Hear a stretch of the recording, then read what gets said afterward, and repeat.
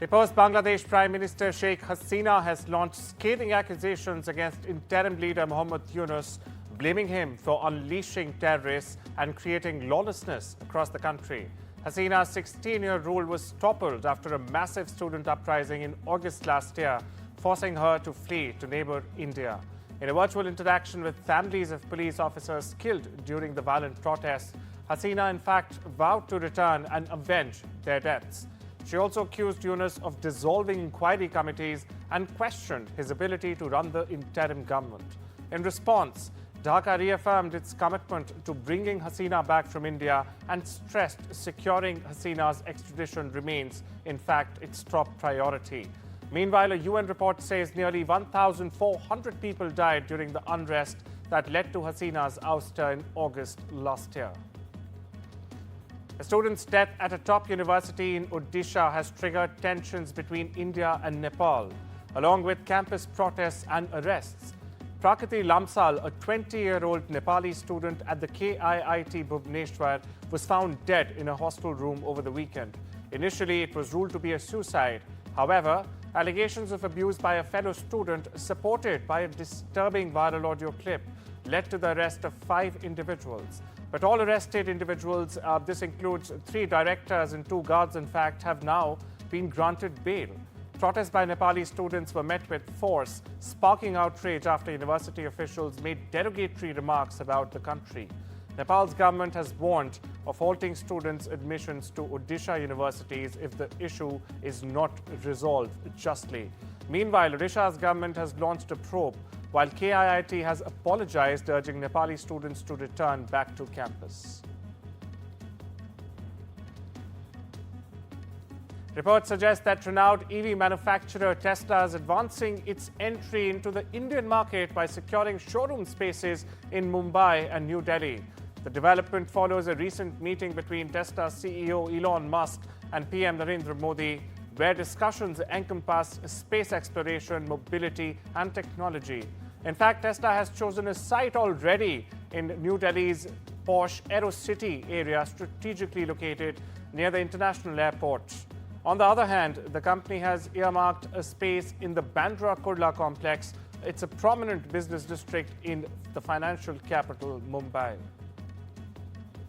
US President Donald Trump has defended the Department of Government Efficiency's decision, in fact, to cancel a $21 million fund designated for quote-unquote voter turnout in India, saying that India, with its growing economy and high taxation rates, does not need such financial support. Here's what the US president had to say. And $21 million for voter turnout in India. Well, why are we giving $21 million to India? They got a lot of money. They're one of the highest taxing countries in the world in terms of us. We can hardly get in there because their tariffs are so high. I have a lot of respect for India. I have a lot of respect for the Prime Minister. He just left, as you know, 2 days ago. But we're giving $21 million for voter turnout. It's voter turnout in India. What about, like, voter turnout here? Oh, we've done that, I guess. We did 500 million, didn't we? It's called the lock boxes. $20 million for fiscal federalism in Nepal. Listen to these numbers. This is all fraud. Meanwhile, European and other world leaders, in fact, plan to hold a second emergency summit in Paris on Wednesday. This as pressure grows to forge a cohesive response to US President Donald Trump's divisive plan to end the war in Ukraine. France planned to host a second meeting to discuss Ukraine and European security on Wednesday, but has this time, in fact, invited European countries not present earlier this week, and even NATO ally Canada, as per reports. As per reports, again, those invited include Norway, Canada, Lithuania, Estonia, Latvia, and the Czech Republic, Greece, Finland, Romania, Sweden, and Belgium. Further adding that the format would be hybrid, including video participation this time over. Prakash Patel, a longtime ally of US President Donald Trump, is in fact one step closer to becoming the next FBI director.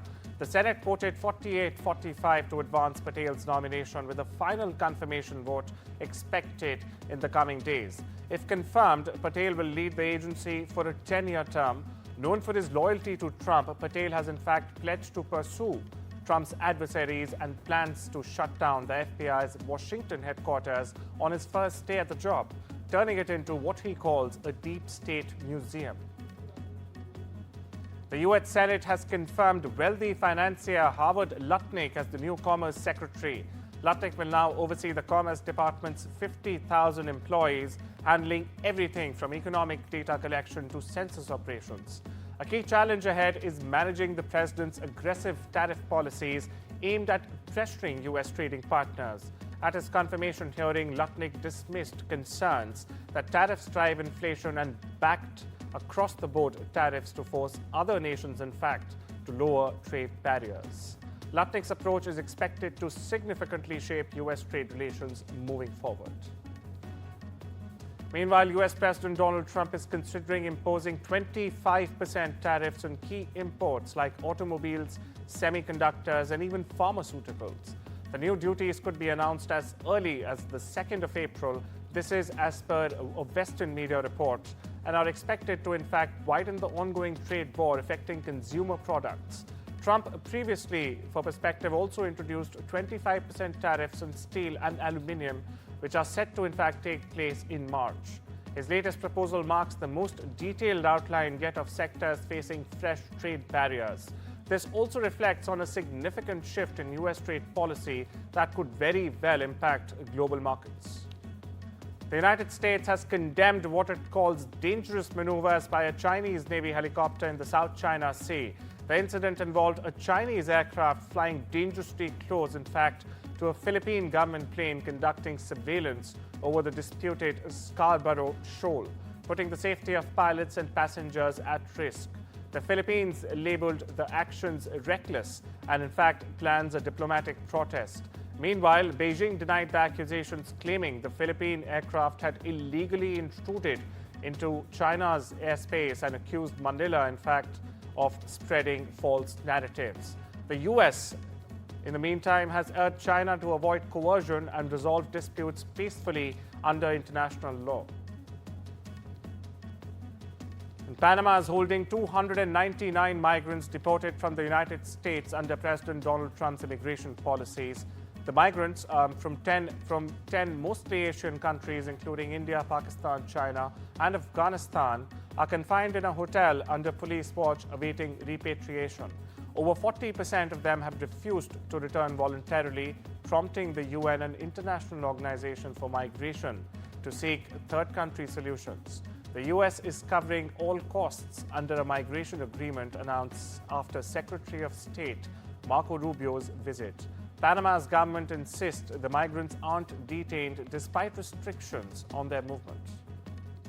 Se acordó el recibir 299 personas que venían de Estados Unidos para que fueran repatriados a sus respectivos países de orígenes, y que esto se iba a hacer a través de la Organización Internacional de las Migraciones y el ACNUR, ambas oficinas de Naciones Unidas. Como manera de prevención, estas personas no pueden circular por nuestro país, precisamente para garantizar la seguridad y la paz de los ciudadanos panameños.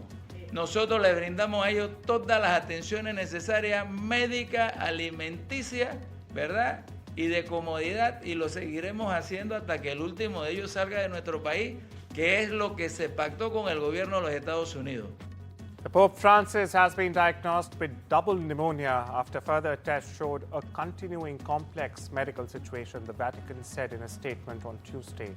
The 88-year-old pontiff underwent a chest X-ray which demonstrated the onset of bilateral pneumonia that required further pharmacological therapy. Pope Francis had been hospitalized, in fact, in Rome since the 14th of February after battling a respiratory infection for more than 1 week. Over in West Asia, Hamas says it will hand over the bodies of 4 hostages on Thursday, including the 2 youngest people held by the Palestinian militant group.